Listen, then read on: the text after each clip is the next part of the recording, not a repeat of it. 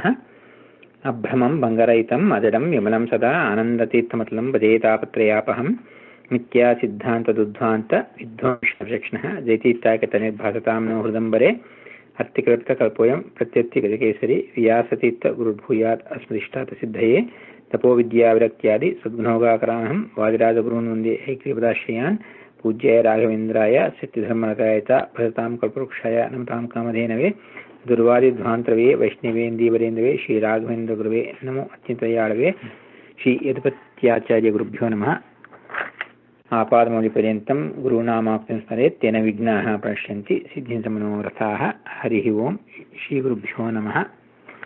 ಇವತ್ತಿನ ದಿನ ಶ್ರೀ ಯದುಪತ್ಯಾಚಾರ್ಯರು, ಇಲ್ಲ ಅವರು ಶ್ರೀ ಯಾದವಾಚಾರ್ಯರು. ಯಾದವ ಅಂದರು ಯದುಪತಿ ಅಂದರು ಸಮಾನಾರ್ಥಕ ಶಬ್ದಗಳೇ. ಅದು ಭಗವಂತ ಯದುಪತಿ ಯಾದವ ವಂಶದಲ್ಲಿ ಹುಟ್ಟಿದಂತಹ ಕೃಷ್ಣನ ಹೆಸರು. ಸೊ ಯದುಪತಿ ಯಾದವ ಎರಡು ಕೃಷ್ಣನ ಹೆಸರುಗಳು ಆ ಅವತಾರದಲ್ಲಿ ಮಾಡಿದಂಥದ್ದು. ಸೊ ಆ ಹೆಸರಿನಿಂದ ಇರುವಂತಹ ಯದುಪತ್ಯಾಚಾರ್ಯರು ಯಾದವಾಚಾರ್ಯರು ಅವರು ವೇದಶತೀರ್ಥರ ತಮ್ಮಂದಿರು ಆಗಿದ್ದರು, ಶಿಷ್ಯಂದರು ಆಗಿದ್ದರು.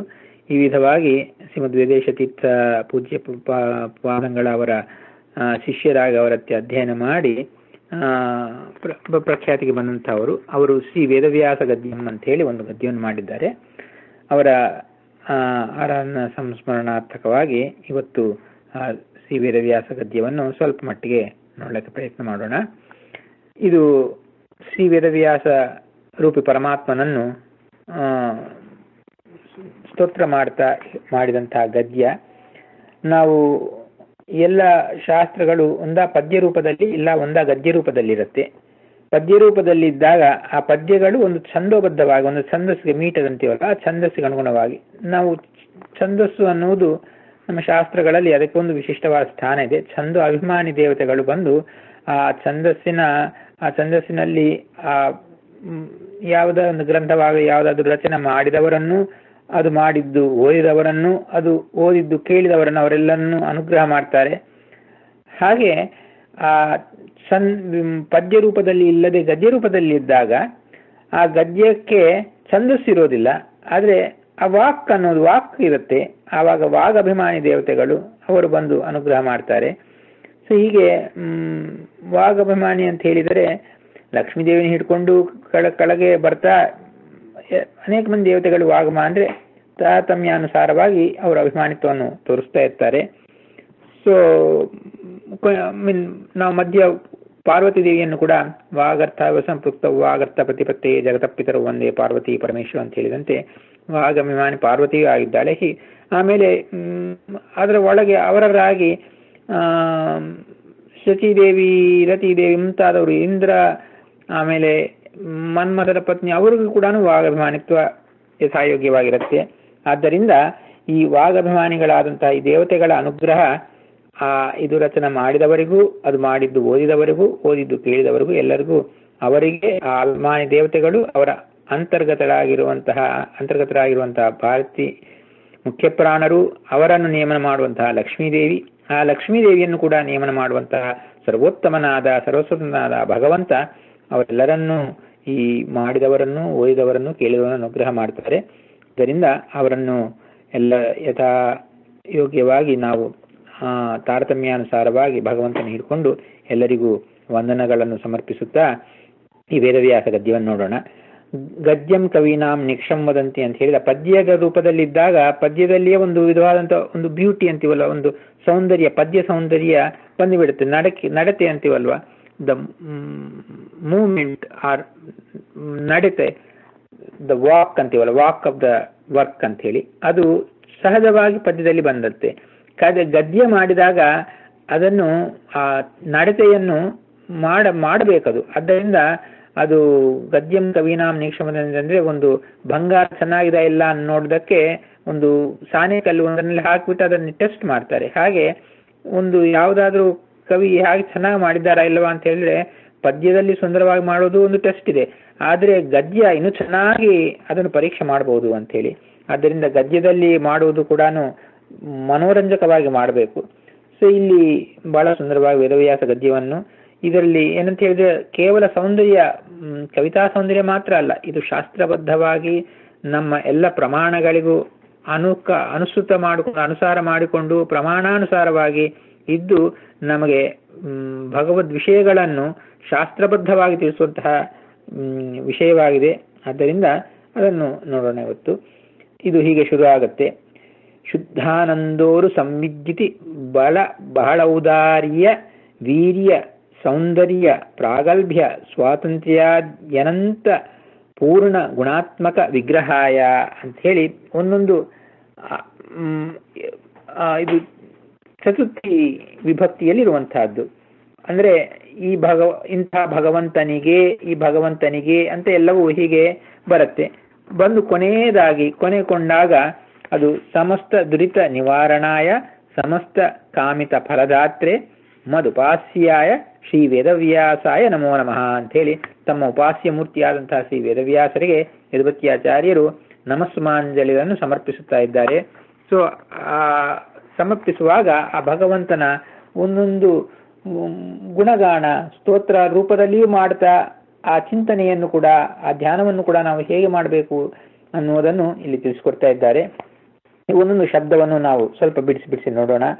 ಶುದ್ಧ ಆನಂದ ಉರು ಸಂವಿದ್ಯುತಿ ಬಲ ಬಹುಳ ಔದಾರ್ಯ ವೀರ್ಯ ಸೌಂದರ್ಯ ಪ್ರಾಗಲ್ಭ್ಯ ಸ್ವಾತಂತ್ರ್ಯ ಆದಿ ಅನಂತ ಪೂರ್ಣ ಗುಣ ಆತ್ಮಕ ವಿಗ್ರಹಾಯ. ವಿಗ್ರಹ ಸ್ವರೂಪ, ಪರ್ಸಾನಿಫಿಕೇಶನ್, ಭಗವಂತನ ವಿಗ್ರಹ, ಭಗವಂತನ ಸ್ವರೂಪ, ಭಗವಂತನ ಆಕಾರ ಅದು ಹೇಗಿದೆ ಅಂತ ಹೇಳಿದರೆ ಅದನ್ನು ಹೇಳ್ತಾ ಇದ್ದಾರೆ. ಶುದ್ಧವಾಗಿರುವಂತಹ, ಶುದ್ಧ ಅಂದ್ರೆ ಪ್ಯೂರ್ ಅಂತ ನಾವು ಲೌಕಿಕವಾಗಿ ಉದಾಹರಣೆ ಮಾಡ್ತೀವಿ. ಆದರೆ ಶಾಸ್ತ್ರದಲ್ಲಿ ಶುದ್ಧ ಅನ್ನುವುದಕ್ಕೆ ಜಸ್ಟ್ ಪ್ಯೂರ್ ಅಂತ ಮಾತ್ರ ಅಲ್ಲ, ಪ್ಯೂರು ಆಗಿದೆ, ಭಗವಂತಂದೆಲ್ಲ ಪ್ಯೂರ್ ಆಗಿದೆ. ಅಷ್ಟೇ ಅಲ್ಲದೆ ಶುದ್ಧ ಅನ್ನುವ ಶಬ್ದ ಶಾಸ್ತ್ರದಲ್ಲಿ ದೋಷರಹಿತ ಅದನ್ನು ತಿಳಿಸುವಂತಹದ್ದು. ಸೊ ಭಗವಂತನಿಗೆ ಈ ಗುಣಗಳಿದೆ ಅಂತ ಹೇಳ್ತಾ ಅವು ದೋಷರಹಿತವಾದ ಗುಣಗಳಿವೆ ಅಂತ ಹೇಳಿ ಹೇಳ್ತಾ ಇದ್ದಾರೆ. ಇಲ್ಲಿ ಆನಂದದಲ್ಲಿ ದೋಷ ಏನಿದೆ? ಆನಂದ ಅಂದ್ರೆ ಎಲ್ಲ ಇಸ್ ಪಾಸಿಟಿವ್ ಅಲ್ವಾ? ಆನಂದದಲ್ಲಿ ದೋಷ ಎಲ್ಲಕ್ಕೆ ಸಾಧ್ಯವಿದೆ ಅಂತ ಅನಿಸುತ್ತೆ ನಮಗೆ. ಆದರೆ ಆನಂದದಲ್ಲಿರುವಂತಹ ದೋಷಗಳೇನು ಅಂತ ಹೇಳಿದ್ರೆ ಅದು ಅಶಾಶ್ವತವಾಗಿರಬಹುದು. ಆನಂದ ಅದು ಒಂದು ದೋಷ. ಇಲ್ಲ, ಆ ಆನಂದದಲ್ಲಿ ದುಃಖ ಮಿಶ್ರಿತವಾಗಿರಬಹುದು, ಅದು ಒಂದು ದೋಷ. ಹೀಗೆ ಆನಂದ ಪಾಸಿಟಿವ್ ಆದರೂ ಕೂಡ ಅದರಲ್ಲಿ ದೋಷಗಳು ಇರಲಿಕ್ಕೆ ಅವಕಾಶವಿದೆ.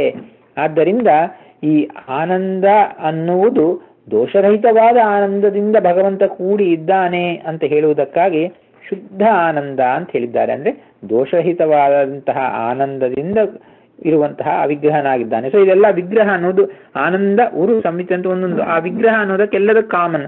ಶುದ್ಧ ಆನಂದ ವಿಗ್ರಹಾಯ, ಶುದ್ಧ ಉರು ಸಂವಿದ್ಯುತಿ ವಿಗ್ರಹಾಯ, ಶುದ್ಧ ಬಲ ವಿಗ್ರಹಾಯ, ಶುದ್ಧ ಬಹುಳ ಔದಾರ್ಯ ವಿಗ್ರಹಾಯ.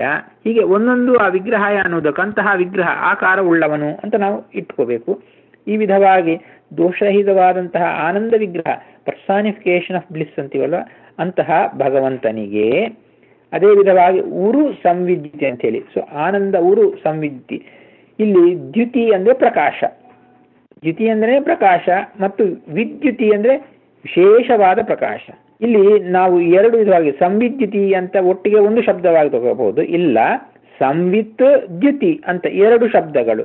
ಸಂವಿತ್, ವಿತ್ ಅಂದ್ರೆ ತಿಳಿದವನು, ಭಗವಂತ ಸಂವಿತ್ ಜ್ಞಾನ ಅರ್ಥ. ಸಂವಿತ್ ಎಲ್ಲವೂ ಚೆನ್ನಾಗಿ ಪೂರ್ಣವಾಗಿದೆ ಅಂದ್ರೆ ಜ್ಞಾನ, ಆನಂದ ಜ್ಞಾನ. ಸೊ ಆನಂದ ಜ್ಞಾನಾತ್ಮಕವಾದ ಇದು ಸ್ಪಷ್ಟವಾಗಿರುವಂತಹ ಅರ್ಥ. ಸೊ ಶುದ್ಧ ಆನಂದ ವಿಗ್ರಹಾಯ, ಶುದ್ಧ ಸಂವಿತ್ ವಿಗ್ರಹಾಯ ಅಂತ ಹೇಳಿ. ಸೊ ಈ ವಿಧವಾಗಿ ಸೊ ಹಾಗಿರುವಂತಹ ಭಗವಂತನಿಗೆ ನಾವು ನಮಸ್ಕಾರ ಮಾಡ್ತಾ ಇದ್ದೀನಿ ಅಂತ ಹೇಳ್ತಾ ಇದ್ದಾರೆ. ಸೊ ಈ ವಿಧವಾಗಿ ಸಮ್ಯಕ್ ವಿತ್ ಒಳ್ಳೆ ಜ್ಞಾನಿ ಸ್ವರೂಪನಾದಂತಹ ಭಗವಂತನಿಗೆ, ದ್ಯುತಿ ಸೊ ಪ್ರಕಾಶ ರೂಪನಾದ ಭಗವಂತನಿಗೆ, ಬಲ ಅಂದರೆ ಶಕ್ತಿ, ಭಗವಂತನ ಬಲ. ಸೊ ಇಲ್ಲಿ ಸಂವಿತ್ ಜ್ಞಾನದಲ್ಲಿ ದೋಷಗಳೇನೆಂದ್ರೆ ಜ್ಞಾನ ಅಶಾಶ್ವತವಾದ ಜ್ಞಾನ, ಇಲ್ಲ ಮಿಶ್ರ ಜ್ಞಾನ, ಅಜ್ಞಾನದಿಂದ ಕೂಡಿದ ದೋಷಗಳಿರಬಹುದು. ಭಗವಂತನ ಜ್ಞಾನದಲ್ಲಿ ಯಾವ ದೋಷಗಳು ಇಲ್ಲ, ಅದು ಶುದ್ಧವಾದ ಸಂವಿತ್ತಿಂದ ಕೂಡಿದೆ.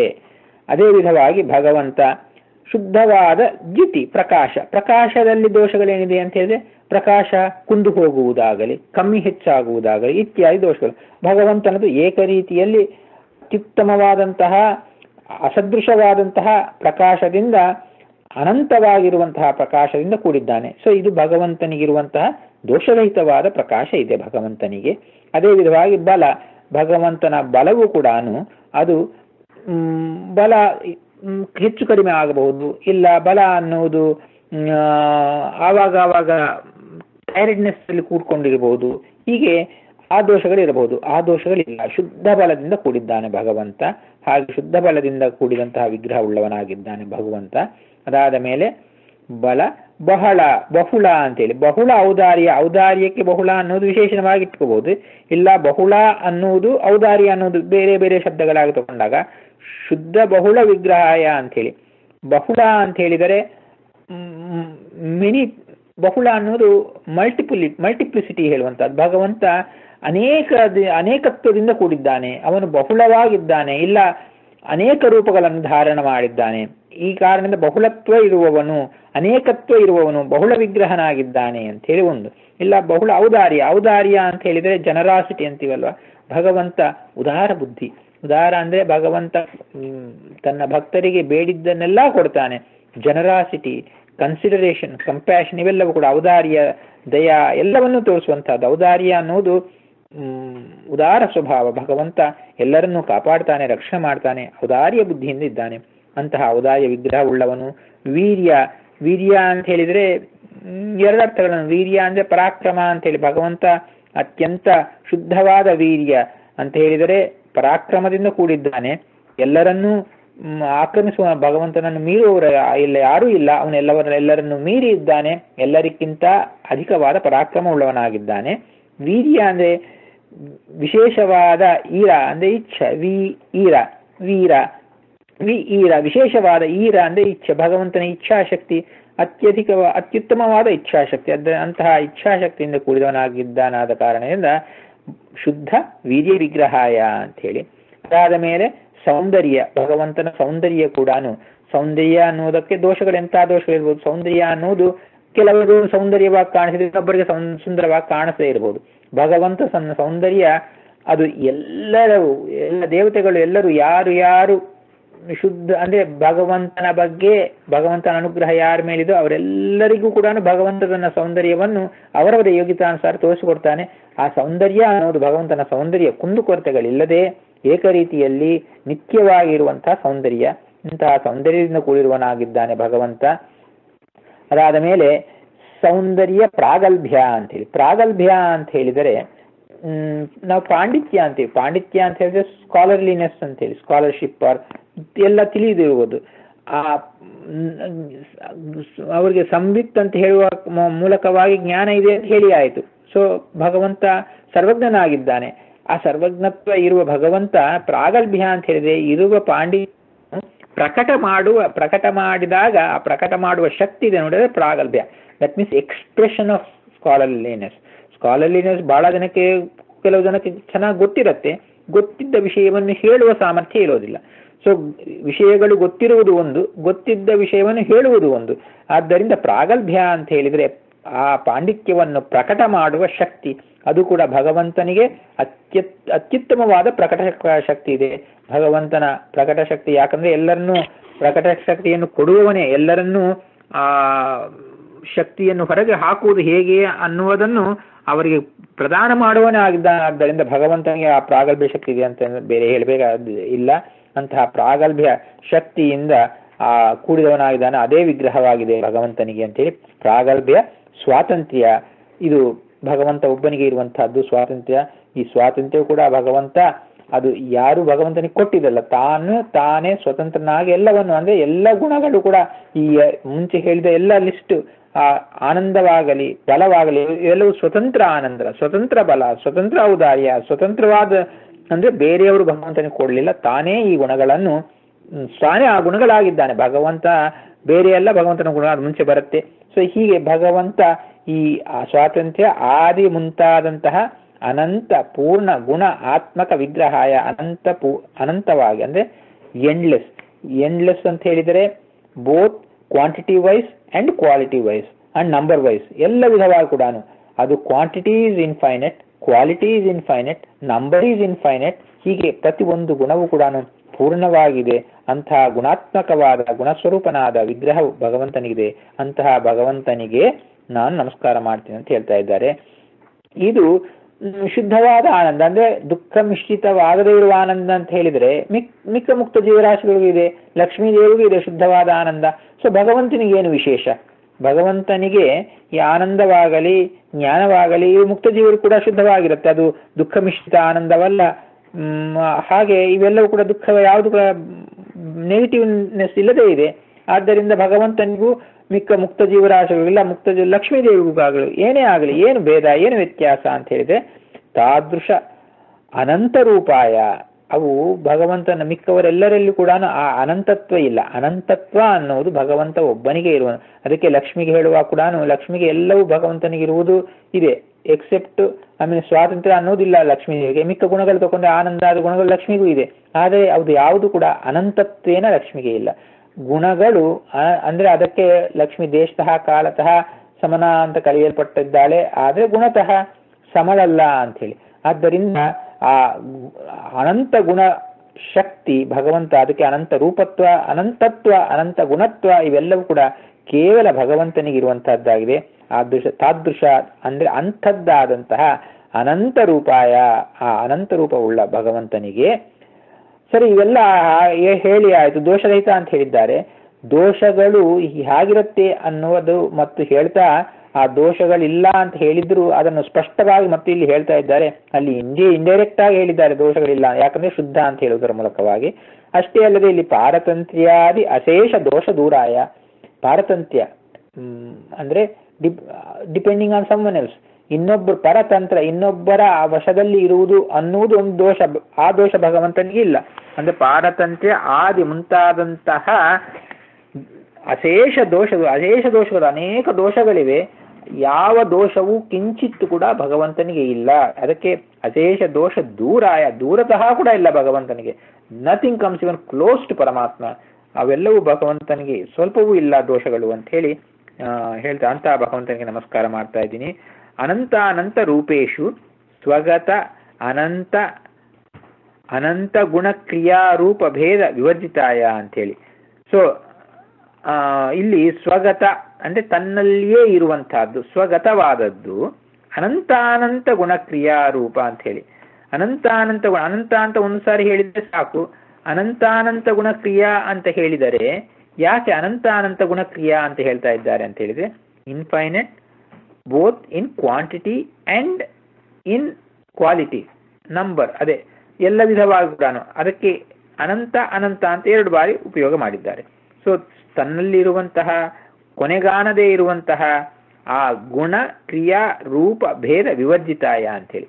ಅಂದ್ರೆ ಪರಮಾತ್ಮನ ಅನಂತ ಗುಣಗಳಿಗೆ, ಕ್ರಿಯೆಗಳಿಗೆ, ರೂಪಗಳಿಗೆ ಭೇದವಿಲ್ಲ. ಪರಮಾತ್ಮನಿಗೆ ಅನಂತ ರೂಪಗಳಿವೆ, ಅನಂತ ಗುಣಗಳಿವೆ, ಅನಂತ ಕ್ರಿಯೆಗಳಿವೆ. ಆ ಒಂದು ಭಗವಂತನಿಗೂ ಭಗವಂತ ಗುಣಗಳಿಗೂ ಭೇದವಿಲ್ಲ. ಒಂದು ಗುಣಕ್ಕೂ ಇನ್ನೊಂದು ಗುಣಕ್ಕೂ ಭೇದವಿಲ್ಲ. ಭಗವಂತನ ಒಂದು ರೂಪಕ್ಕೂ ಇನ್ನೊಂದು ರೂಪಕ್ಕೂ ಭೇದವಿಲ್ಲ. ಭಗವಂತನಿಗೂ ಭಗವಂತನ ರೂಪಗಳಿಗೂ ಭೇದವಿಲ್ಲ. ಭಗವಂತನ ಒಂದು ಕ್ರಿಯೆಗೂ ಇನ್ನೊಂದು ಕ್ರಿಯೆಗೂ ಭೇದವಿಲ್ಲ. ಭಗವಂತನಿಗೂ ಭಗವಂತನ ಕ್ರಿಯೆಗಳಿಗೂ ಭೇದವಿಲ್ಲ.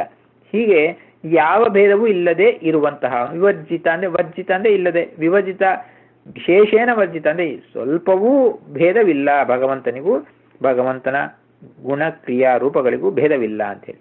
ಭಗವಂತನಿಗೂ ಭಗವಂತನ ಗುಣಗಳಿಗೂ ಭೇದವಿಲ್ಲ ಅನ್ನೋದು ಸ್ವಲ್ಪ ಮಟ್ಟಿಗೆ ನಾವು ಊಹೆ ಮಾಡ್ಬೋದು. ಯಾಕಂದ್ರೆ ಇದೆ ಭಗವಂತನಿಗೆ ಅಂತ ಹೇಳಿದ್ರೆ, ಭಗವಂತ ಬೇರೆ ಗುಣ ಬೇರೆ ಅಂದರೆ ಆವಾಗ ಗುಣವಿಲ್ಲದೆ ಇರುವ ಒಂದು ಭಗವಂತನ ಪ್ರಸಂಗವೂ ಬರುತ್ತೆ. ಆ ಗುಣವಿಲ್ಲದಿದ್ದಾಗ ಭಗವಂತ ಹೇಗಿದ್ದ ಅಂತ.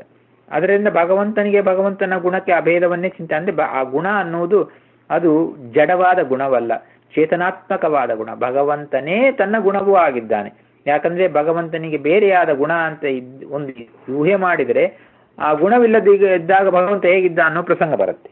ಆದ್ದರಿಂದ ಭಗವಂತನಿಗೂ ಭಗವಂತನ ಗುಣಗಳಿಗೂ ಅಭೇದವನ್ನು ಚಿಂತನೆ ಮಾಡಬಹುದು, ಊಹೆ ಮಾಡಬಹುದು.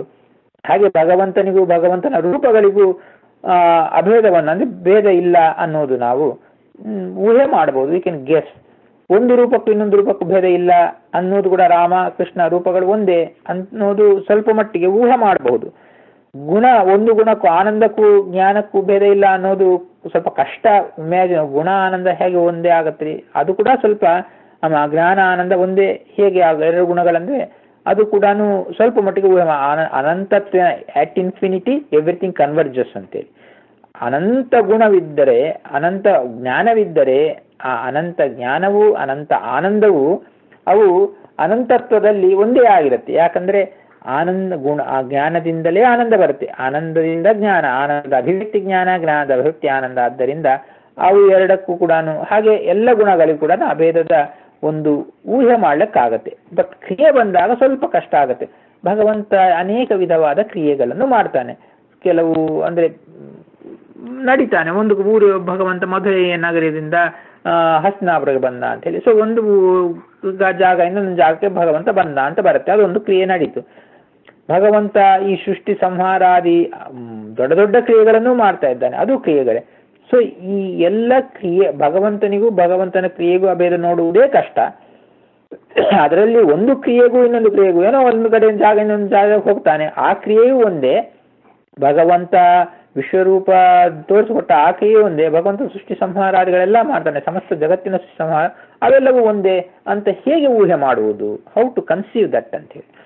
ಈ ಹೇಗೆ ಅಂತ ಹೇಳಿದ್ರೆ, ನಾವು ಜಡಾತ್ಮಕವಾದ ಕ್ರಿಯೆಯ ಬಗ್ಗೆ ಮಾತಾಡ್ತಾ ಇಲ್ಲ. ಆ ಭಗವಂತ ಒಂದು ಚಿಕ್ಕ ಕೆಲಸ ಮಾಡಲಿ, ಒಂದು ಹುಲ್ಲುಕಡ್ಡಿ ಎತ್ತಿದ್ದಾನೆ ಅಂತ ಹೇಳಿದ್ರು ಕೂಡ ನಾವು ಹುಲ್ಲುಕಡ್ಡಿ ಎತ್ತುವುದಕ್ಕೂ ಭಗವಂತ ಹುಲ್ಲುಕಡ್ಡಿ ಎತ್ತುವುದಕ್ಕೂ ಒಂದು ವ್ಯತ್ಯಾಸ ಇದೆ. ಏನು ಅಂತ ಹೇಳಿದ್ರೆ, ಭಗವಂತ ಆ ಹುಲ್ಲುಕಡ್ಡಿ ಎತ್ತಾ ಇದ್ದಾನೆ ಅಂತ ಹೇಳಿದ್ರೆ ಆ ಚಿಕ್ಕ ಕ್ರಿಯೆಯಲ್ಲಿ ಭಗವಂತನ ಅನಂತ ಶಕ್ತಿ ಇದೆ. ಆದ್ರೆ ಅಭಿವ್ಯಕ್ತ ಮಾಡೋದು ಹುಲ್ಲು ಎತ್ತುವುದು ಒಂದು ಚಿಕ್ಕ ಕೆಲಸ ಮಾಡ್ತಾ ಇರ್ಬೋದು, ಆದರೆ ಅಲ್ಲಿ ಅನಂತ ಶಕ್ತಿತ್ವ, ಭಗವಂತನ ಅನಂತ ಶಕ್ತಿತ್ವ ಅದರಲ್ಲಿ ಕೂಡ ಅಡಗಿದೆ. ಆದ್ದರಿಂದ ಆ ಕ್ರಿಯೆಗಳನ್ನು ನಾವು ಜಡಾತ್ಮಕವಾದ ಕ್ರಿಯೆಗಳನ್ನು ಚಿಂತಿಸಬಾರದು. ಚೇತನಾತ್ಮಕವಾದ ಕ್ರಿಯೆ ಅಂದ್ರೆ ಅಪ್ರಾಕೃತವಾದ ಭಗವಂತನ ಕ್ರಿಯೆಗಳ ಅಪ್ರಾಕೃತ ಗುಣಗಳು, ಅಪ್ರಾಕೃತ ಕ್ರಿಯೆಗಳು, ಅಪ್ರಾಕೃತ ರೂಪಗಳನ್ನು ಚಿಂತನೆ ಮಾಡಬೇಕು. ಅವೆಲ್ಲವೂ ನೋಡಿದಾಗ ಭಗವಂತನಿಗೂ ಅವುಗಳಿಗೂ ಅಭೇದವನ್ನು ನಾವು ಚಿಂತನೆ ಮಾಡಬೇಕು ಅಂತೇಳಿ, ಅಂತಹ ಅಭೇದ ಇರುವಂತಹ ಭಗವಂತನಿಗೆ ಅಂತೇಳಿ ಹೇಳ್ತಾ ಇದ್ದಾರೆ. ಭಗವಂತನಿಗೆ ನಮಸ್ಕಾರ ಅಂತ ಕೊನೆಗೆ ಬರುವಂತಹದ್ದು. ವಿವರ್ಜಿತಾಯ, ಭೇದವಿಲ್ಲದಂತಹ ಭಗವಂತನಿಗೆ ಸ್ವನಿರ್ವಾಹಕ ಸ್ವಾಭಿನ್ನ ವಿಶೇಷ ಬಲಾತ್ ತದ್ವತ್ವ ವ್ಯವಹಾರ ಭಾಗಿನೇ ಅಂತೇಳಿ. ಇಲ್ಲಿ ಸ್ವನಿರ್ವಾಹಕ ಅಂದ್ರೆ ಭಗವಂತನನ್ನು ನಿರ್ವಾಹ ಮಾಡುವುದು ಬೇರೆಯವರಿಲ್ಲ. ಸ್ವನಿರ್ವಾಹಕ, ತನ್ನನ್ನು ತಾನೇ ನಿರ್ವಹಣ ಮಾಡುವುದನ್ನು ನಿಯಮನ ಮಾಡುವುದು, ಕಂಟ್ರೋಲ್ ಮಾಡುವುದು, conducting oneself. He conducts himself, no one else conducts him. ಆದ್ದರಿಂದ ಸ್ವನಿರ್ವಾಹಕ, ತನ್ನನ್ನು ತಾನೇ ನಿರ್ವಹಿಸುತ್ತಾನೆ, ತನ್ನನ್ನು ತಾನೇ ನಿಯಮನ ಮಾಡ್ತಾನೆ, ತನ್ನನ್ನು ತಾನೇ ಕಂಟ್ರೋಲ್ ಮಾಡಿಕೊಳ್ಳುತ್ತಾನೆ. ಆದ್ದರಿಂದ ಸ್ವನಿರ್ವಾಹಕ. ಸ್ವ ಅಭಿನ್ನ, ತನ್ನಿಂದ ಬೇರೆ ಆಗದೇ ಇರುವಂತಹ ವಿಶೇಷ ಬಲಾತ್, ತನ್ನಕ್ಕಿಂತ ಅಭಿನ್ನವಾದ ಅಂದ್ರೆ ಬೇರೆ ಆಗದೇ ಇರುವಂತಹ ವಿಶೇಷ ಬಲದಿಂದ ತದ್ವತ್ವ ವ್ಯವಹಾರ ಭಾಗಿನೇ, ಅಂತಹ ಒಂದು ವಿಶೇಷ ಬಲ ಇರುವುದರಿಂದ ಯಾವುದೇ ಒಂದು ಭಗವಂತನ ಇದು ಇದೆ, ಭಗವಂತನ ಆನಂದವಿದೆ. ತದ್ವತ್ವ ಅಂದ್ರೆ ವತ್ವ ಇರುವುದು, ಭಗವಂತ ಅಂತ ಹೇಳಿ ವತ್ ಮೀನ್ಸ್ ಕಂಟೈನಿಂಗ್, ಹ್ಯಾವಿಂಗ್ ದೆಮ್. ತದ್ವತ್ವ ಇವೆಲ್ಲವೂ ಇರುವುದು ಅನ್ನುವುದು ಯಾವುದಿದೋ ಆ ವ್ಯವಹಾರವನ್ನು ಭಗವಂತನಿಗೆ ಇದು ಇದೆ ಅಂತ ನಾವು ಹೇಳ್ತೀವಿ. ಹೀಗೆ ಭಗವಂತನಿಗೆ ಆನಂದವಿದೆ ಅಂತ ವ್ಯವಹಾರ ಮಾಡ್ತೀವಿ.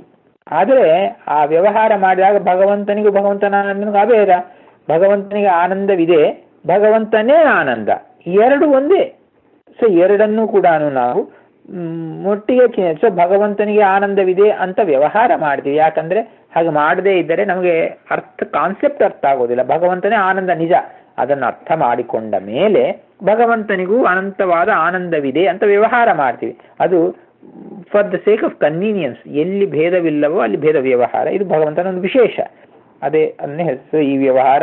ಆ ವ್ಯವಹಾರಕ್ಕೆ ವ್ಯವಹಾರದಿಂದ ಕೂಡಿದವನೇ ಅಂತ ಅರ್ಥ. ಅಂತ ಭಗವಂತನಿಗೆ ಅಚಿಂತ್ಯ ಶಕ್ತಿ ಸಂಪನ್ನಾಯ, ಅಚಿಂತ್ಯಾದ್ಭುತ ಶಕ್ತಿ ಭಗವಂತನಿಗೆ ಅಂತಿಲ್ಲ. ಅಂದ್ರೆ ಅಚಿಂತ್ಯ ಅಂದ್ರೆ ಇನ್ಕನ್ಸೀವಬಲ್, ನಾಟ್ ಕಾಂಪ್ರಹೆನ್ಸಿಬಲ್, ಯಾರು ಊಹೆ ಮಾಡಲು ಸಾಧ್ಯವಿಲ್ಲದಂತಹ ಶಕ್ತಿ ಸಂಪನ್ನನಾಗಿದ್ದಾನೆ ಭಗವಂತ. ಅಂದ್ರೆ ಸಂಪತ್ತು, ಶಕ್ತಿ ಅನ್ನುವ ಸಂಪತ್ತಿನಿಂದ ಕೂಡಿದವನಾಗಿದ್ದಾನೆ. ಅಷ್ಟೇ ಅಲ್ಲದೆ ರಮಾ, ಬ್ರಹ್ಮ, ರುದ್ರ, ಇಂದ್ರ ಆದಿ ಸಕಲ ಜೀವ ಜಡ ಆತ್ಮಕ ಪ್ರಪಂಚಾತ್ ಅತ್ಯಂತ ಭಿನ್ನ ಸ್ವರೂಪಾಯ. ಭಗವಂತ ಈ ಜೀವ ಜಡಾತ್ಮಕ ಪ್ರಪಂಚದಿಂದ ಅತ್ಯಂತ ಭಿನ್ನ ಸ್ವರೂಪನಾಗಿದ್ದಾನೆ. ಇಲ್ಲಿ ಇದು ಬಹಳ ಮುಖ್ಯವಾದ ಅಂಶ. ಯಾಕಂದರೆ ಭಗವಂತನಿಗೂ ಈ ಪ್ರಪಂಚಕ್ಕೂ ಅಭೇದ ಚಿಂತನೆಯನ್ನು ಮಾಡುವವರಿದ್ದಾರೆ. ಏನಂದ್ರೆ ಇದು ಭಗವಂತನ ಶರೀರವಿದ್ದಂತೆ ಅಂತೇಳಿ, ಶರೀರಿ ಭಾವ. ಭಗವಂತನಿಗೂ ಭಗವಂತನ ಶರೀರಕ್ಕೂ ಅಭೇದ. ಈ ಪ್ರಪಂಚ ಭಗವಂತನ ಶರೀರವಾದರೆ ಭಗವಂತನಿಗೂ ಪ್ರಪಂಚಕ್ಕೂ ಅಭೇದ. ಆಗಿರುವ ಅಭೇದವನ್ನೇ ಚಿಂತನೆ ಮಾಡುವವರಿದ್ದಾರೆ. ಈ ಪ್ರಪಂಚ ಅನ್ನೋದು ಆ ಭಗವಂತ ಉಪಾದಾನ ಕಾರಕನಾಗಿದ್ದಾನೆ. ಅವನು ನಿಮಿತ್ತ ಕಾರಣ ಮಾತ್ರವಲ್ಲ, ಉಪಾದಾನ ಕಾರಣನೂ ಆಗಿದ್ದಾನೆ. ಭಗವಂತ is both efficient cause and material ಕಾಸ್ ಅಂತ ಭಾವನೆ ಮಾಡುವವರಿದ್ದಾರೆ. ಆದರೆ ಶಾಸ್ತ್ರ ರೀತಿಯ ಭಗವಂತ ಈ ಎಲ್ಲದಕ್ಕೂ ಕೂಡ ಕೇವಲ ನಿಮಿತ್ತ ಕಾರಣ ಮಾತ್ರನೇ, ಉಪಾದಾನ ಕಾರಣವಲ್ಲ. ಯಾಕಂದ್ರೆ ಮೂಲ ಪ್ರಕೃತಿಯನ್ನು ಉಪಯೋಗಿಸಿಕೊಂಡು ಭಗವಂತ ಈ ಸಮಸ್ತ ಪ್ರಪಂಚದ ಸೃಷ್ಟಿಯನ್ನು ಮಾಡಿದ. ತಾನು ಮೂಲ ಪ್ರಕೃತಿ ಅಲ್ಲ, ಸೊ ಭಗವಂತನೇ ಪ್ರಪಂಚವಲ್ಲ. ಸೊ ಆದ್ದರಿಂದ ಇದು ನಾವು ನೆನಪಿನಲ್ಲಿ ಇಟ್ಟುಕೋಬೇಕು. ಆದ್ದರಿಂದ ಇಲ್ಲಿ ಹೇಳ್ತಾ ಇದ್ದಾರೆ, ಅತ್ಯಂತ ಪ್ರಪಂಚಾತ್ ಅತ್ಯಂತ ಭಿನ್ನ ಸ್ವರೂಪಾಯ. ಈ ಜೀವ ಜಡಾತ್ಮಕವಾದಂತಹ ಪ್ರಪಂಚಕ್ಕಿಂತಲೂ ಬಹಳ ಬೇರೆಯಾಗಿದ್ದಾನೆ. ಅತ್ಯಂತ ಭಿನ್ನ ಸ್ವರೂಪ ಅಂದ್ರೆ ಕಿಂಚಿತ್ತು ಕೂಡ ಭಗವಂತನಿಗೂ ಭಗವಂತನಿಂದ ಸೃಷ್ಟಿ ಮಾಡಲ್ಪಟ್ಟ ಈ ಪ್ರಪಂಚದಲ್ಲಿರುವ ಯಾವ ವಸ್ತುವಿಗೂ, ಪ್ರಪಂಚಕ್ಕಾಗಲಿ ಪ್ರಪಂಚದಲ್ಲಿರುವ ವಸ್ತುಗಳಿಗಾಗಲಿ ಅಭೇದವನ್ನು ನಾವು ಚಿಂತನೆ ಮಾಡೋದಿಲ್ಲ.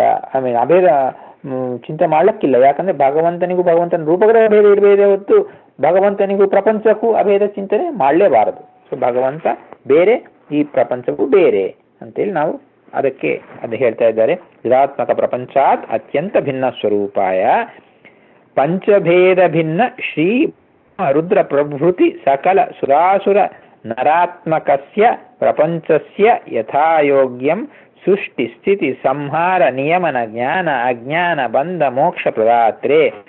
ಭಗವಂತನೇ ಪ್ರಪಂಚ ಅಂದ್ರೆ ಅದಕ್ಕೆ ಭಗವಂತನಿಗೆ ಅಜ್ಞಾನವನ್ನು ಕಟ್ಟಿಕೊಡ್ತಾರೆ ಅದ್ವೈತಿಗಳು.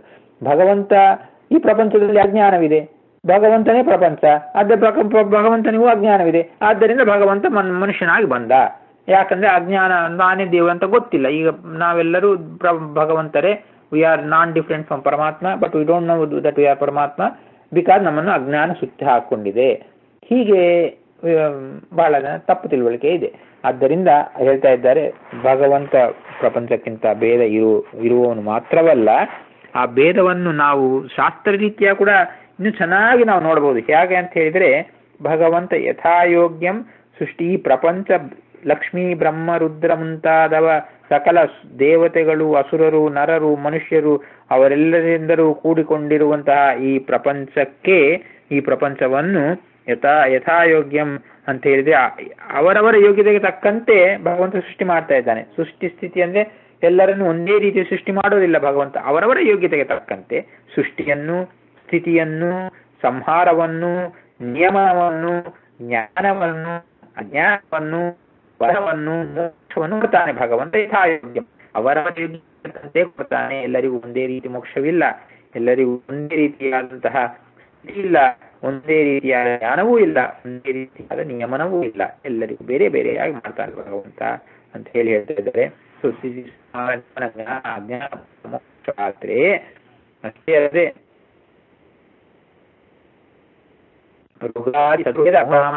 ಸೂತ ಮಹಾಭಾರತ ಪಂಚರಾತ್ರ ಆದಿ ಸದಾಗಮ ಪ್ರತಿಪಾದಿತ ಸ್ವರೂಪಾಯ.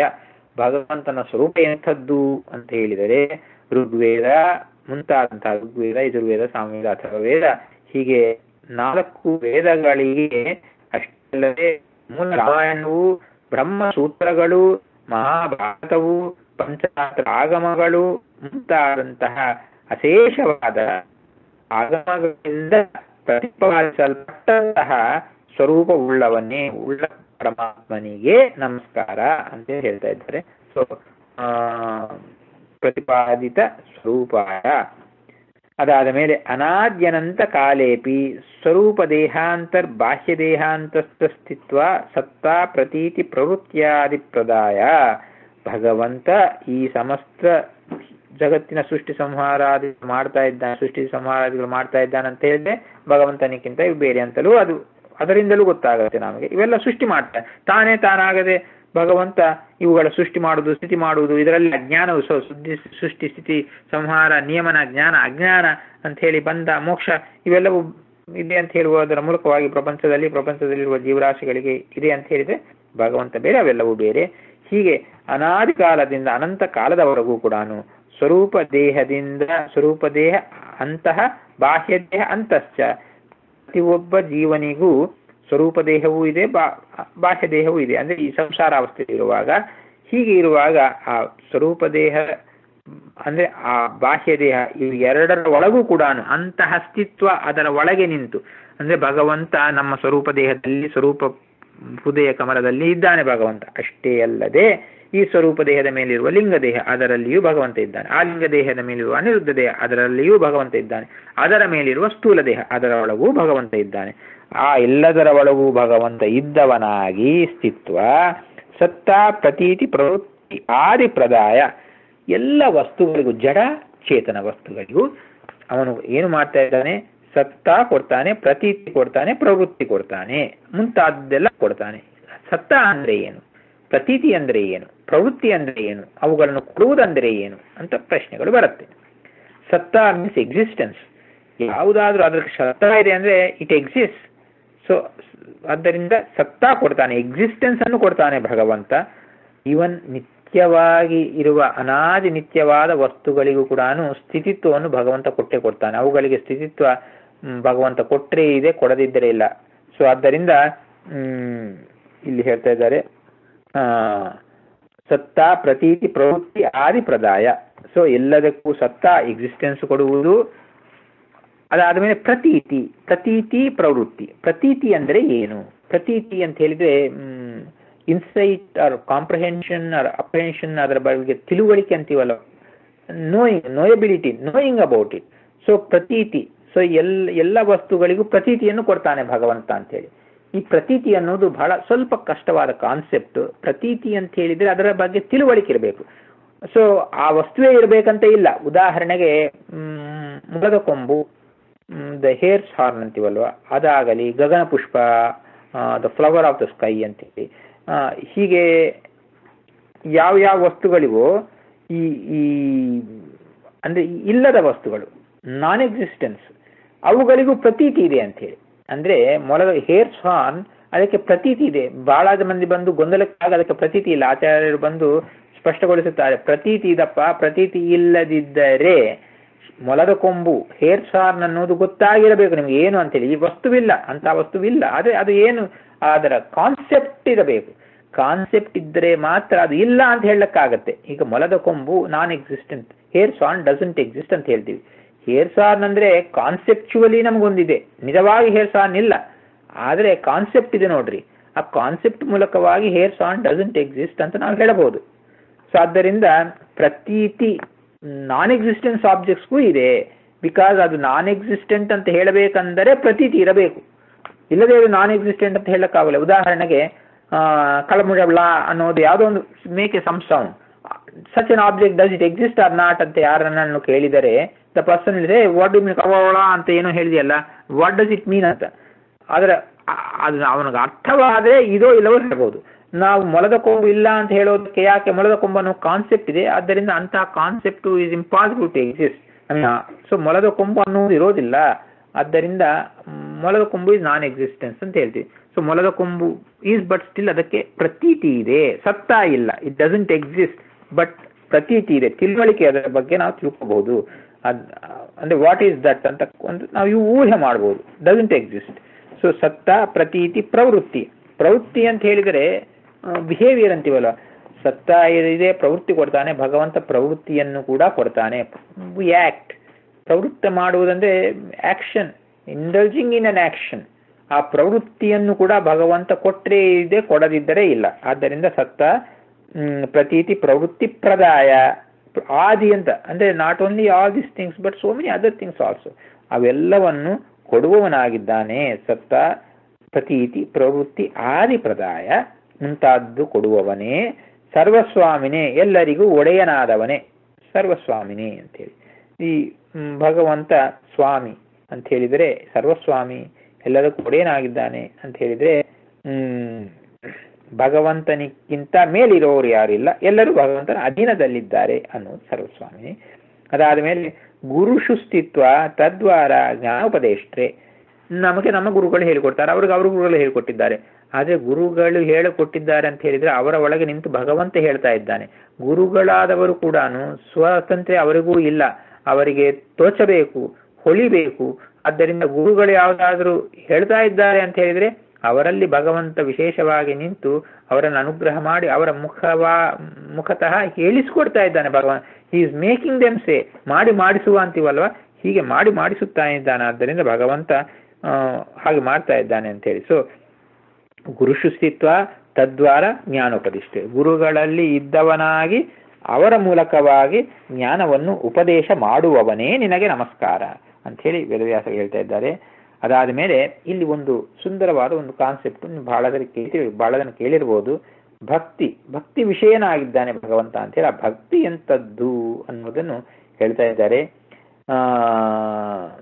ನಿರವಧಿಕಾನಂತಾನವದ್ಯ ಕಲ್ಯಾಣ ಗುಣತ್ವ ಜ್ಞಾನ ಪೂರ್ವಕ ಸ್ವಾತ್ಮಾತ್ಮೀಯ ಸಮಸ್ತ ವಸ್ತುಭ್ಯ ಅನೇಕ ಗುಣ ಅಧಿಕಾಂತರಾಯ ಸಹಸ್ರೇಣ ಅಪಿ ಅಪ್ರತಿಬದ್ಧ ನಿರಂತರ ಪ್ರೇಮ ಪ್ರವಾಹ ರೂಪ ಭಕ್ತಿ ವಿಷಯಾಯ. ಭಗವಂತನೇ, ವೇದವ್ಯಾಸರೇ, ನೀವು ಭಕ್ತಿಗೆ ವಿಷಯರಾಗಿದ್ದೀರಾ.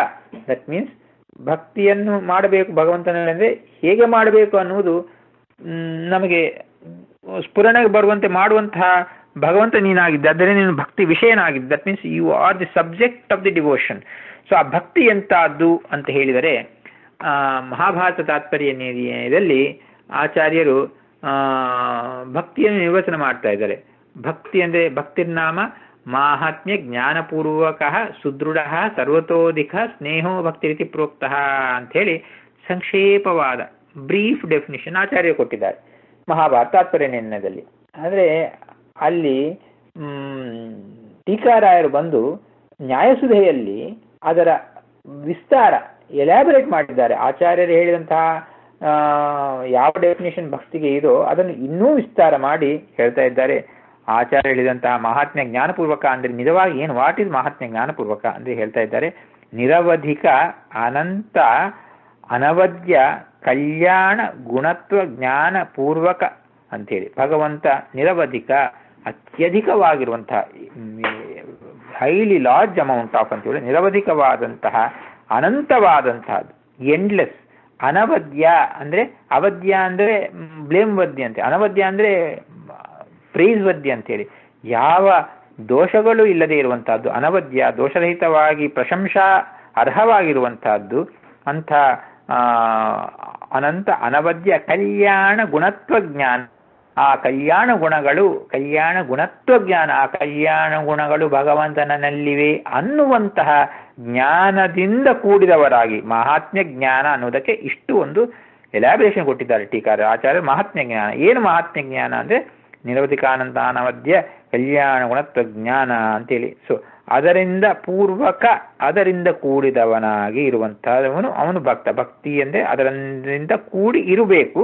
ಅದಾದ ಮೇಲೆ ಆತ್ಮೀಯ ಸಮಸ್ತ ವಸ್ತುಭ್ಯ, ತನ್ನವರು, ತನ್ನ ಸಂಪತ್ತು, his relatives, all his relatives, kith and kin and all his properties, possessions ಯಾವುದಿದೋ ಅವೆಲ್ಲವೂ ಕೂಡ what all belongs to him.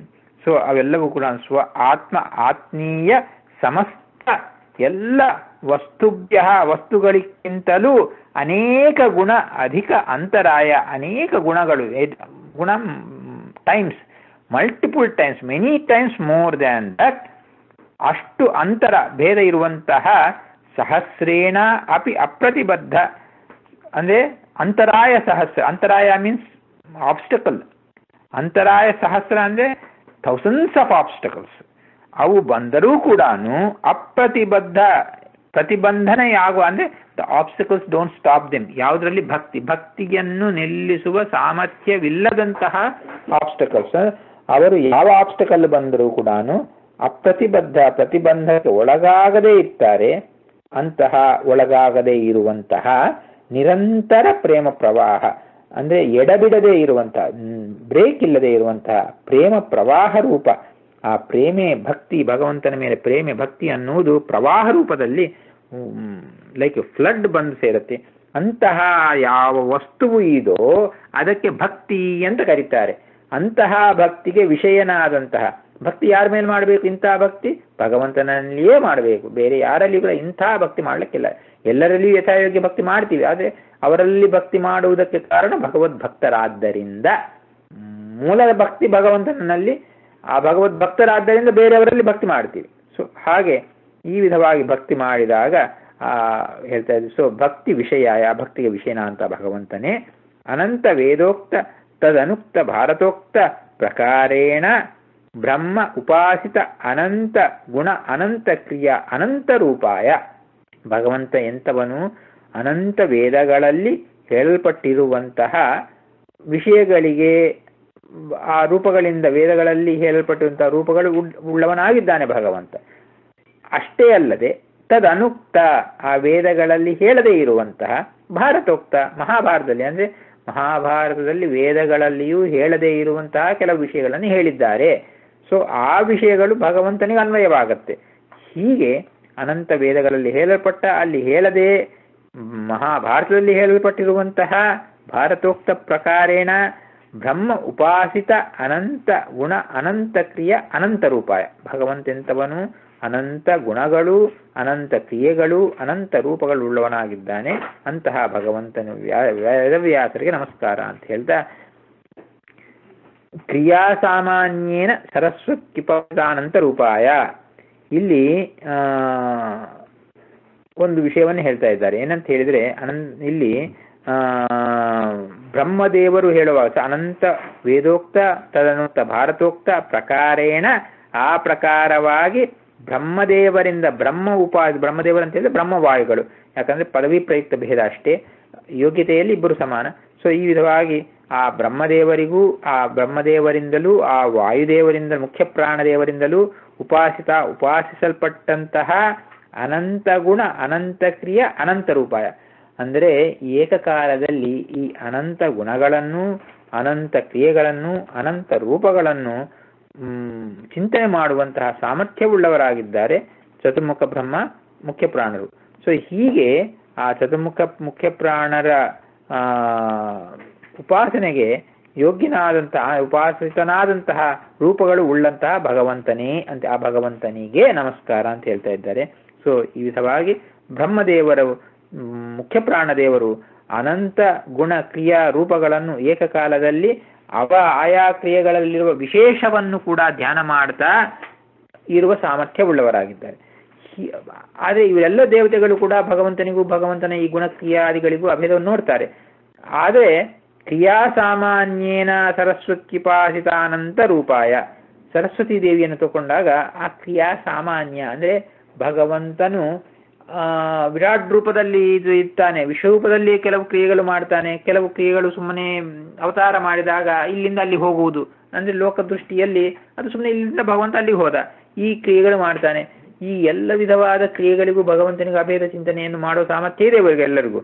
ಆದರೆ ಕ್ರಿಯಾ ಸಾಮಾನ್ಯೇನ ಅಂತ ಹೇಳಿದ್ರೆ ಭಗವಂತ ಮಾಡುವ ಸಾಮಾನ್ಯ ಕ್ರಿಯೆಗಳನ್ನು ಸಾಮಾನ್ಯ ಇದೆ, ಅಂದ್ರೆ ಏಕಕಾಲದಲ್ಲಿ ಅನಂತ ಗುಣಕ್ರಿಯಾದಿಗಳನ್ನು ಏಕಕಾಲದಲ್ಲಿ ಉಪಾಸನೆ ಮಾಡದೆ ಆ ಕ್ರಿಯಾ ಸಾಮಾನ್ಯನ ಅಂತ ಹೇಳಿದರೆ ಸಾಮಾನ್ಯ ಕ್ರಿಯೆಗಳನ್ನು, ವಿಶೇಷ ಕ್ರಿಯೆಗಳನ್ನು, ಅವೆಲ್ಲರನ್ನು ಭಗವಂತನಿಂದ ಅಭೇದ ಅಂತ ನೋಡಿದರೂ ಸಹಿತ ಆಯಾ ಕ್ರಿಯೆಗಳನ್ನು ಆಯಾ ರೀತಿಯಲ್ಲಿ ಕ್ರಿಯಾ ಸಾಮಾನ್ಯತ್ವ ಇದ್ದರೆ, ಅಂದ್ರೆ it looks like A ordinary action, ಆ ಆರ್ಡಿನರಿ ಆಕ್ಷನ್ ಅಲ್ಲಿ ಭಗವಂತನ ವಿಶೇಷ ಶಕ್ತಿ ಇದೆ ಅಂತ ನಂಬ್ತಾರೆ. ಆದರೆ ಸರಸ್ವತಿ ಭಾರತೀಯರು, ಆದರೆ ಅದು ಕ್ರಿಯಾ ಸಾಮಾನ್ಯನ ಉಪಾಸನೆ ಮಾಡ್ತಾರೆ, ಅಂದ್ರೆ ಕ್ರಿಯಾ ವಿಶೇಷಗಳನ್ನು ಬೇರೆಯಾಗಿ, ಕ್ರಿಯಾ ಸಾಮಾನ್ಯಗಳನ್ನು ಬೇರೆಯಾಗಿ ಇಟ್ಕೊಳ್ಳದೆ ಎಲ್ಲವನ್ನು ಕೂಡ ಒಂದು ಸಾಮಾನ್ಯ ಕ್ರಿಯೆಗಳ ರೂಪದಲ್ಲಿ ಭಗವಂತನ ಚಿಂತನೆಯನ್ನು, ಉಪಾಸನೆಯನ್ನು ಮಾಡ್ತಾರೆ. ಆದ್ದರಿಂದ ಆ ಕ್ರಿಯಾ ರೂಪಕ ಉಪಾಸನೆಯಲ್ಲಿ ಸರಸ್ವತಿ ಭಾರತೀಯರಿಗೆ ವಾಯುಬ್ರಹ್ಮರಿಗೆ ಇರುವಂತಹ ಸಾಮರ್ಥ್ಯ ಇರೋದಿಲ್ಲ. ಆದ್ದರಿಂದ ಅಲ್ಲಿ ವಿಜಾತೀಯ ಗುಣ, ಈ ಅನಂತ ಗುಣಗಳನ್ನು, ರೂಪಗಳನ್ನು, ಕ್ರಿಯೆಗಳನ್ನು ಏಕಕಾಲದಲ್ಲಿ ಏಕರೀತಿಯಲ್ಲಿ ಉಪಾಸನೆ ಮಾಡುವ ಸಾಮರ್ಥ್ಯವುಳ್ಳವರು ಬ್ರಹ್ಮವಾಯುಗಳಾದರೆ, ಆ ಅನಂತ ಗುಣ ಅನಂತ ರೂಪಗಳನ್ನು ಮಾಡ್ತಾರೆ ಸರಸ್ವತಿ ಭಾರತೀಯರು. ಅದೇ ಕ್ರಿಯೆಗಳಕ್ಕೆ ಬಂದಾಗ, ಅಂದ್ರೆ ರೂಪಗುಣ ಕ್ರಿಯೆಗಳಲ್ಲಿ ಗುಣ ರೂಪಗಳನ್ನು ವಿಶೇಷವಾಗಿ ನೋಡ್ತಾ ಕ್ರಿಯೆಗಳನ್ನು ಬಂದಾಗ ಕ್ರಿಯಾ ಸಾಮಾನ್ಯೇನ ಅಂದ್ರೆ ಆ ಕ್ರಿಯೆಗಳನ್ನು ಒಂದು ಸಾಮಾನ್ಯ ರೂಪದಲ್ಲಿ, ಅಂದ್ರೆ ಭಗವಂತಂದು ವಿಶೇಷ ರೂಪ, ಅದೇ ಆ ಜಡಾತ್ಮಕವಾದ ಸಾಮಾನ್ಯ ಕ್ರಿಯೆಗಳಲ್ಲಿ ಭಗವಂತನೊಂದು ವಿಶೇಷ ರೂಪ ಇದೆ ಅಂತ ಚಿಂತನೆ ಮಾಡ್ತಾರೆ. ಸೊ ಇದು ಅವರು ಬ್ರಹ್ಮವಾಯುಗಳು ಮಾಡಿದಂತಹ ಅದಸದೃಶವಾದ ಉಪಾಸನೆಯನ್ನು ಇವರು ಮಾಡೋದಿಲ್ಲ, ಅದಕ್ಕಿಂತ ಸ್ವಲ್ಪ ಕೆಳಗಿನ ಮಟ್ಟಿನ ಉಪಾಸನೆಯನ್ನು ಅವ್ರು ಮಾಡ್ತಾರೆ ಅಂತ ಹೇಳ್ತಾ, ಅದಾದ ಮೇಲೆ ಗುಣಕ್ರಿಯಾ ಸಾಮಾನ್ಯ, ಇಲ್ಲಿ ಕ್ರಿಯೆ ಮಾತ್ರ ಸಾಮಾನ್ಯ ರೂಪದಿಂದ ಉಪಾಸನೆ ಸರಸ್ವತಿ ಮಾಡಿದರೆ ಗುಣಕ್ರಿಯಾ, ಗುಣಗಳು ಕ್ರಿಯೆಗಳು ಇವೆರಡನ್ನೂ ಕೂಡ ಸಾಮಾನ್ಯ ರೂಪದಿಂದ ರುದ್ರೋಪಾಸಿತ ಅನಂತ ರೂಪಾಯ, ರುದ್ರರಿಂದ ಉಪಾಸನ ಮಾಡಲ್ಪಟ್ಟಿರುವಂತಹ ಅನಂತ ರೂಪಗಳೆಲ್ಲ ಭಗವಂತನಿಗೆ ನಮಸ್ಕಾರ ಮಾಡ್ತಾ ಇದ್ದೀನಿ ಅಂತ ಹೇಳಿ, ಹೀಗೆ ತಾರತಮ್ಯಾನುಸಾರವಾಗಿ ಉಪಾಸನೆ ಮಾಡುವುದರಲ್ಲಿ ಒಬ್ಬೊಬ್ಬರು ಬ್ರಹ್ಮವಾಯುಗಳು, ಅದಕ್ಕಿಂತ ಸ್ವಲ್ಪ ಮೆಟ್ಟು ಒಂದು ಮೆಟ್ಟು ಕೆಳಗೆ ಬರುವಂತಹ ಸರಸ್ವತಿ ಭಾರತೀಯರು, ಅದಕ್ಕಿಂತ ಒಂದು ಮೆಟ್ಟು ಕೆಳಗೆ ಬರುವಂತಹ, ಯಾಕೆ ಒಂದು ಮೆಟ್ಟಲ್ಲ, ಸರಸ್ವತಿ ಭಾರತೀಯರಾದ ಮೇಲೆ ಅವರು ಸರಸ್ವತಿ ಭಾರತೀಯರು 4ನೇ ಕಕ್ಷೆ, ಅದಾದ ಮೇಲೆ ರುದ್ರದೇವರು. ಸೊ ಇಲ್ಲಿ ರುದ್ರದೇವರಿಗೆ ಬರುವಾಗ ರುದ್ರದೇವರು ಒಂದು ಮೆಟ್ಟು ಸರಸ್ವತಿ ಭಾರತೀಯರಿಗಂತೆ, ಅದಾದ ಮೇಲೆ ರುದ್ರದೇವರಾದ ಮೇಲೆ ಇಂದ್ರ ಕಾಮರನ್ನು ತಗೊಂಡಾಗ ಅವರು ರುದ್ರದೇವರಿಗಿಂತ ಒಂದು ಮೆಟ್ಟು ಕೆಳಗಲ್ಲ, 2 ಮೆಟ್ಟು. ರುದ್ರದೇವರು 5ನೇ ಕಕ್ಷೆ ಆದರೆ 6ನೇ ಕಕ್ಷೆಯಲ್ಲಿ ಈ 6 ಮಂದಿ ಮಹಿಳೆಯರು ಕೃಷ್ಣನ ಪತ್ನಿಯರು ಅವರಿದ್ದಾರೆ. ಅದಾದ ಮೇಲೆ 7ನೇ ಕಕ್ಷೆಯಲ್ಲಿ ಬರುವಂತಹ ಅವರು ಪಾರ್ವತಿ ರುದ್ರದೇವರ ಪತ್ನಿಗಳು. ಸೊ ಗರುಡಶೇಷ ರುದ್ರರ ಪತ್ನಿಯರು ಅವರು ಅಲ್ಲಿ ಬರ್ತಾರೆ. ಹೀಗೆ ಗರುಡಶೇಷ ರುದ್ರರು 5ನೇ ಕಕ್ಷೆ ಆದರೆ 6ನೇ ಕಕ್ಷೆಯಲ್ಲಿ ಷಣ್ಮಹಿಷಿಯರು, 7ನೇ ಕಕ್ಷೆಯಲ್ಲಿ ಗರುಡಶೇಷ ರುದ್ರರ ಪತ್ನಿಯರು ಅವರು ಬರ್ತಾರೆ. ಆದ್ದರಿಂದ ಅವರ ಉಪಾಸನಾ ಕ್ರಮಗಳಲ್ಲಿ ನಮಗೆ ವ್ಯತ್ಯಾಸ ಕಾಣಿಸುತ್ತೆ ಅಂತ ಹೇಳಿ. ಸೊ ಇಲ್ಲಿ ಹೇಗೆ ವ್ಯತ್ಯಾಸ ಕಾಣಿಸುತ್ತೆ ಅಂತ ಹೇಳಿದ್ರೆ, ಕ್ರಿಯಾ ಸಾಮಾನ್ಯ ಸರಸ್ವತಿ ಭಾರತೀಯರಿಗಿದ್ರೆ ಗುಣಕ್ರಿಯಾ ಸಾಮಾನ್ಯ ಅನ್ನೋದು ರುದ್ರ ದೇವರಿಗೆ ಉಪಾಸನೆಯಲ್ಲಿ, ಗುಣಕ್ರಿಯಾ ರೂಪ ಸಾಮಾನ್ಯ ಅನ್ನುವುದು ಇಂದ್ರಾದಿ ದೇವತೆಗಳು, ಇಂದ್ರ ಕಾಮರು ಅವರಿಗೆ ಮಾಡುವಂತಹದ್ದು. ಅಷ್ಟೇ ಅಲ್ಲದೆ ಈ ಗುಣ ಸಂಖ್ಯೆಯಲ್ಲಿ ಕೂಡ ಅನಂತ ಗುಣೋಪಾಸನೆಗಳು ಮಾಡುವಂತಹವರು ಬ್ರಹ್ಮ ವಾಯುಗಳಾದರೆ, ಇಂದ್ರಾದಿಗಳು ಬಹುಗುಣ ಉಪಾಸನೆ ಮಾಡ್ತಾರೆ, ಆದರೆ ಅನಂತ ಗುಣೋಪಾಸನೆ ಇಲ್ಲ ಅವರಿಗೆ. ಹೀಗೆ ತಾರತಮ್ಯ ಕಾಲಕ್ರಮೇಣ ಅಂದ್ರೆ ತಾರತಮ್ಯಾನುಸಾರವಾಗಿ ಅವರು ಹೀಗೆ ಕ್ರಮತ್ವದಲ್ಲಿ ಸ್ವಲ್ಪ ವ್ಯತ್ಯಾಸ ಬರುತ್ತೆ ಅಂತ ಹೇಳಿ ಹೇಳ್ತಾ ಇದ್ದಾರೆ. ಸೊ ಇದನ್ನು ನಾವು ಇನ್ನು ಸ್ವಲ್ಪ ಅದರ ಒಂದು ಚಿಂತನೆ ಗೊತ್ತು ಕೊಡೋಣ ಅಂತ ಹೇಳಿ. ಸೊ ಇದರ ವಿಸ್ತಾರ ನಾವು ಇನ್ನು ಸ್ವಲ್ಪ ವಿಸ್ತಾರವನ್ನು ನೆಕ್ಸ್ಟ್ ಕ್ಲಾಸ್ ನೋಡೋಣ. ಅಲ್ಲಿವರೆಗೂ ನಮಸ್ಕಾರ. ಶ್ರೀಕೃಷ್ಣಾರ್ಪಣಮಸ್ತು. ಕಾಯನ ವಾಚ ಮನಸೇಂದ್ರಿಯರ್ವ ಬುದ್ಧ್ಯಾತ್ಮನಾವ ಅನುಸ್ವಸ್ವಭಾವಾತ್ ಕರೋಮಿ ವಿದ್ಯುತ್ ಸಕಲಂ ಪರಸ್ಮೈ ಶ್ರೀಮನ್ನಾರಾಯಣಾಯ ಸಮರ್ಪಯಾಮಿ. ಶ್ರೀಕೃಷ್ಣಾರ್ಪಣಮಸ್ತು.